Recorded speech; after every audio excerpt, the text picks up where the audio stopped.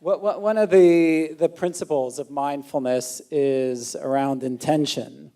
And I'm so pleased to be here today because it was in March when I met Jochen for the first time, and Rasmus was there, and we had the initial idea to set up this type of conference.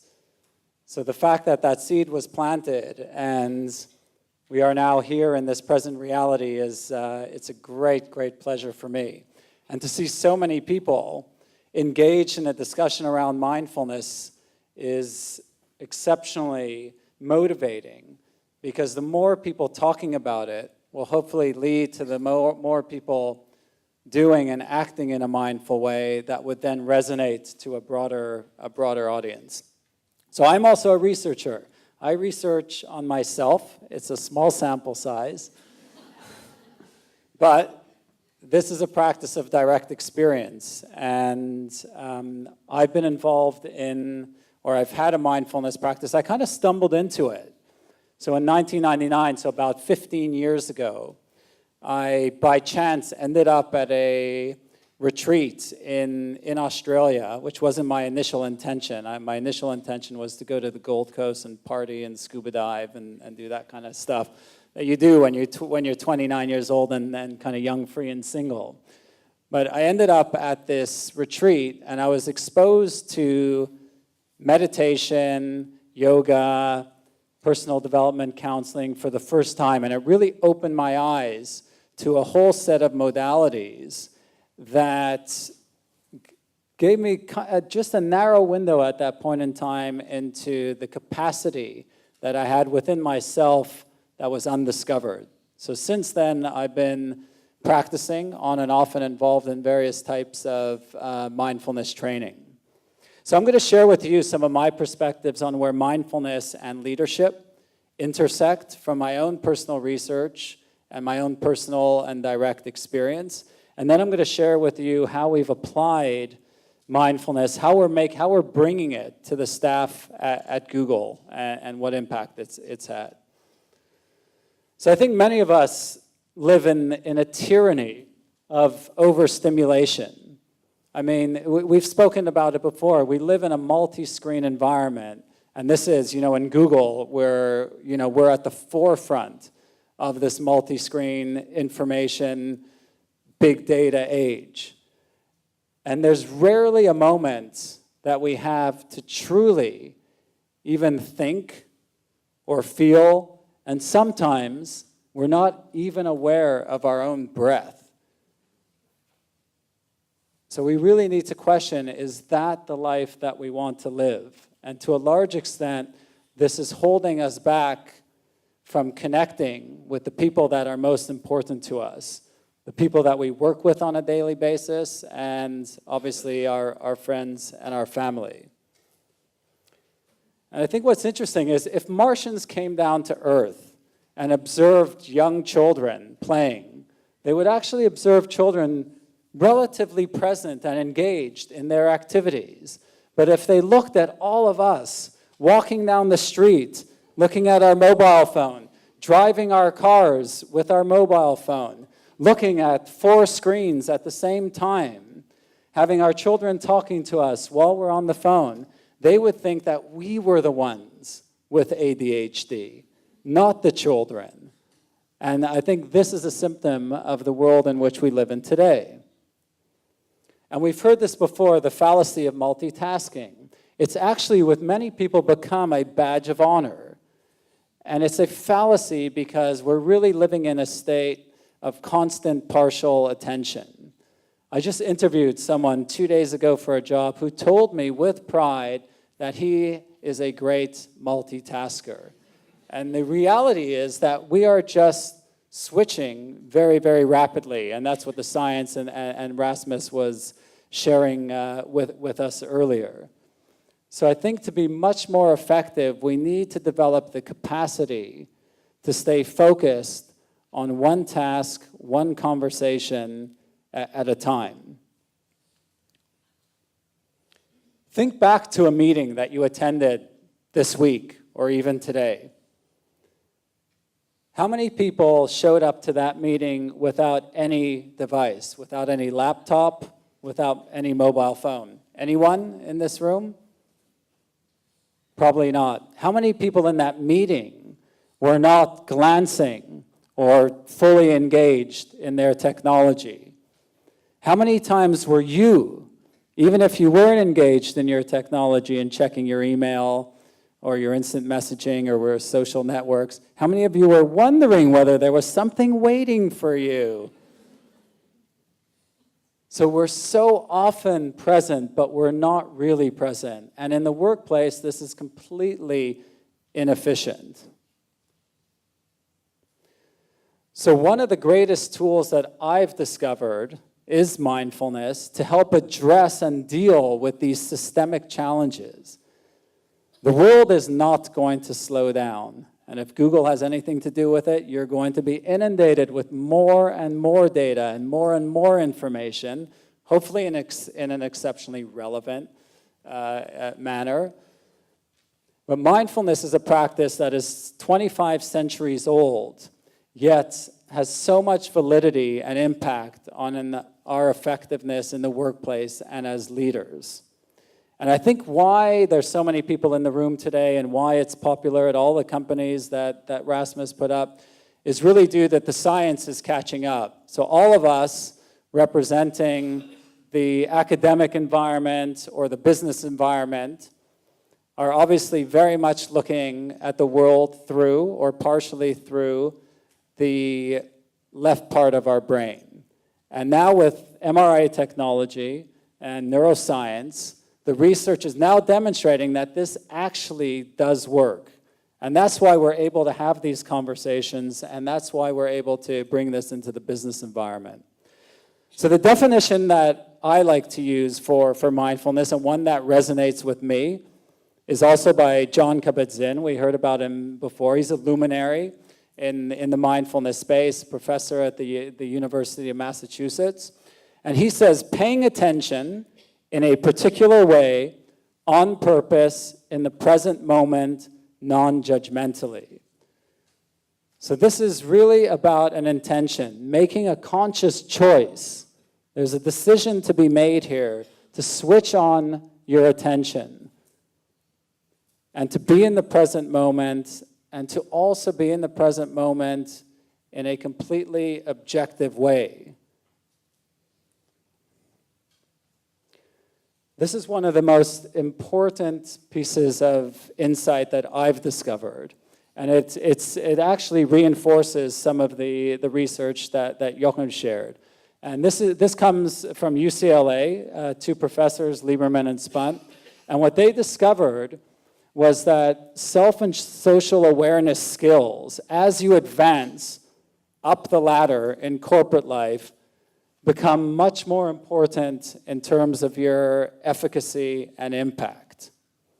And interestingly enough, it becomes more and more technical skills decline. And I think those of us who have gained more seniority in organizations realize that, you know, our technical skills, we need to have an understanding of the technical environment that we're operating in, whether it's sales or marketing or whatever it may be. But we're managing large teams of people. And we need to affect change by affecting the engagement and motivation of people, which is all about critical self and social awareness skills. And the research also indicates that these are more difficult. The capacity to develop these declines as you get more senior for a variety of reasons, but mainly you get very set in your ways, and you believe that doing things as you've done in the past will lead to success moving forward. So I just want to highlight some of the self and social awareness skills that I have found to be the most important and the most directly correlated to a mindfulness practice. The first is self-reflection and self-awareness, which are interrelated. So think about, when was the last time you, with intent, took the time to create some space? That space could be 1 minute before a meeting, it could be 5 minutes after a meeting, it can be at the end of the day, to really just become aware and reflect on the experience that you had that particular day, or about what your intention is before entering a meeting and reflecting upon what you wanted to achieve. We very, very infrequently, and most people operating in autopilot, go days sometimes with absolutely no time to reflect and to become aware of what's really, really going on. The next is humility. So have you guys heard of Level 5 Leadership by Jim Collins? So he found two distinguishing qualities that separated Level 5, the most effective leaders, from the rest. And one of those was humility, the ability to decenter, to reduce the focus on oneself and elevate their attention and their focus on other people. Mindfulness helps one to get into that space and see things through the eyes and lens of other people. Probably the most critical skill for leaders, and actually anyone working in the workplace, is impulse control.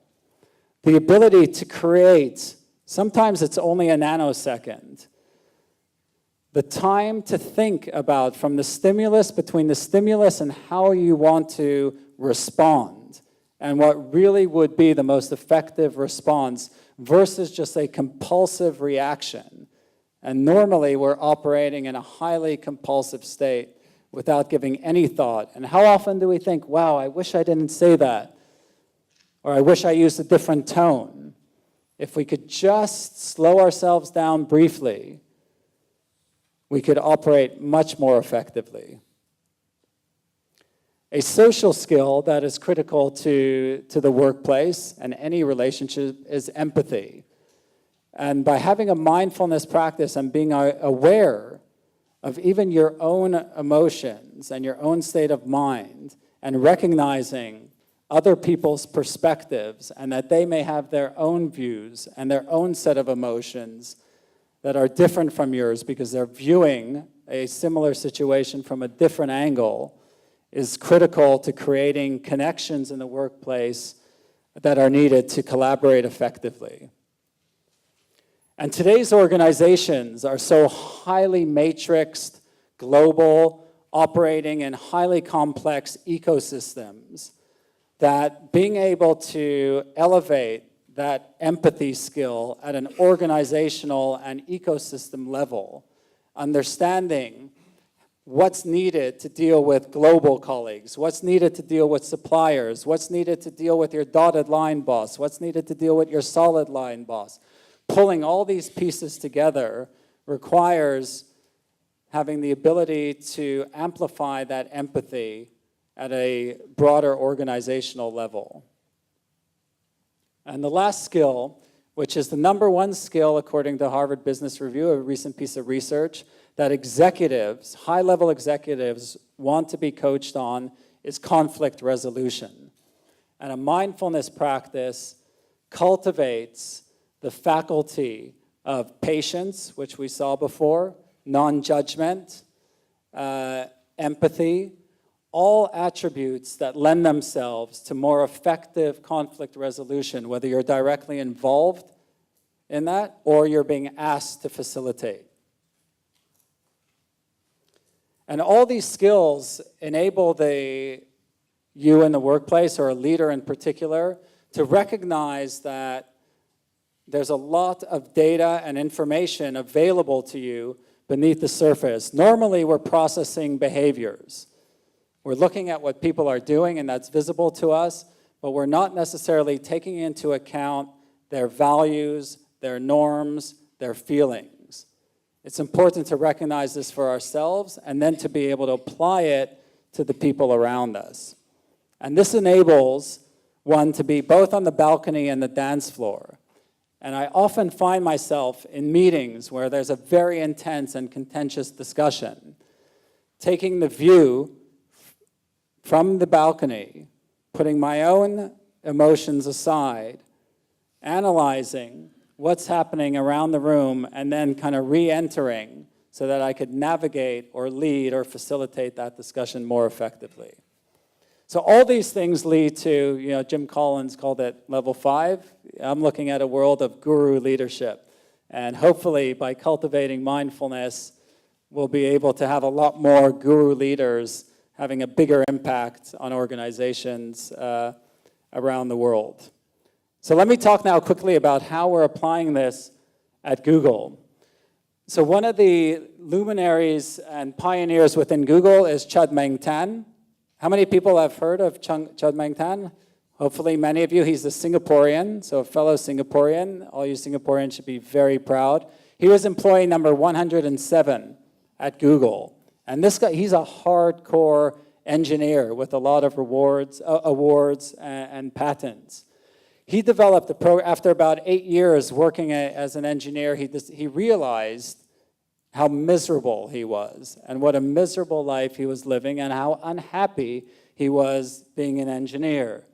And he started to learn about Buddhism and got interested in mindfulness, and then became associated with Daniel Goleman, who's one of the leading thinkers around emotional intelligence, and he developed from scratch a 14-week program called Search Inside Yourself, which is now a book as well, which I could highly recommend. It's actually one of the more digestible and practical books for people in terms of how to apply mindfulness in a work setting.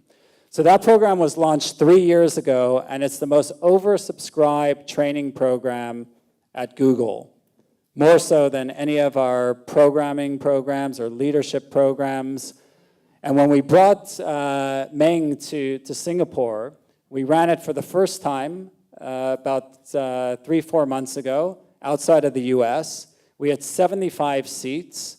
And as soon as we opened it up in our internal registration system, within 2 hours, we had 165 people applying, which just indicates how much latent demand there was within our organization here in Singapore for this type of training.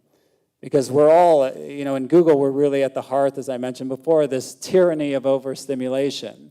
And in recognition of that, this program was created. And then we decided to scale it. We have about 600, 700 people in Google around Asia. And as part of an initiative which I'm leading, which is called our Google Geist program, which is, it's our employee engagement survey, and then we have a set of projects and activities around it. Many companies do that. We identified an area for development around supporting our employees to disconnect from work when they chose to. So a set of well-being challenges that I'm sure many of you face in your organizations. So we ran a program with Rasmus that was initially for my team. So that was actually the first program that was run in Asia about 1.5 years ago. As a test with about 30 people in my team. Now we've scaled it, so this R3, Re-Energize, Revitalize, and Rejuvenate is something that we've rolled out to 10 markets, and we'll cover probably about 350 to 400 fellow Googlers around the region. And will also provide us, we've got the survey, Jochen helped with the survey, and we're asking a series of questions pre-program, 30 days, and 3 months later, which will provide us some insight as to how impactful and effective it's been in terms of enabling people to take greater control over their own well-being. So this is, just a glimpse of part of the survey. Then we've also set up, and this is a global initiative, something called G-Pause. So these are sessions around the world where anyone in the organization interested in taking a pause and sharing that experience with other people. So we found that in Google, by having other people involved and colleagues available to jointly practice with is one of the most important factors in terms of sustaining people's interest in the program. So now we have weekly G-Pause sessions. We used to call them midweek mindfulness meetings, which actually I lead with a colleague of mine. And each week we introduce different practices around mindfulness, and we've had up to 60 people in those sessions. And there's only about maybe 400 people in this Singapore office. So there's a really high level of engagement. And then we've also initiated programs around mindful eating, and mindful lunches are arranged at various times in the month where a group of Googlers, there's a selected menu, a very kind of healthy and organic orientated menu, and then you have committed Googlers who sit together and do not speak for 1 hour and just enjoy their meal and focus on eating mindfully. And here's something you could see. This is on our internal G+ system where there's a group of 2,500 Googlers who are part of a group called Attention Respectful Googlers. And we're looking at, you can see what kind of the mandate is, a movement to minimize distractions created by technology. So we're looking at how can we embed solutions into Google's technology that will enable all of us in the world to find space and time to be more present. And I think this indicates what kind of organization Google is, that despite being the leader in technology and benefiting from a lot of these trends around more and more information, benefiting financially, we understand the need to also play a role in providing people the opportunity to switch off when they choose to. So, it's obviously important, as I started, the tyranny of overstimulation. Sometimes I find myself and take note that, wow, I don't even realize I'm breathing. And sometimes I feel like I'm not breathing. So everything starts with the breath. So if there's anything you take away from this, it's just developing an awareness and a consciousness of the breath. And if you could even catch yourself once, twice, 3 times a day, let me just have one breath, one moment, at least based on my experience. I find that revitalizing, re-energizing, and immediately enter a much more open space to connect with other people. So the choice is really yours, to be mindful or mindful. Thank you.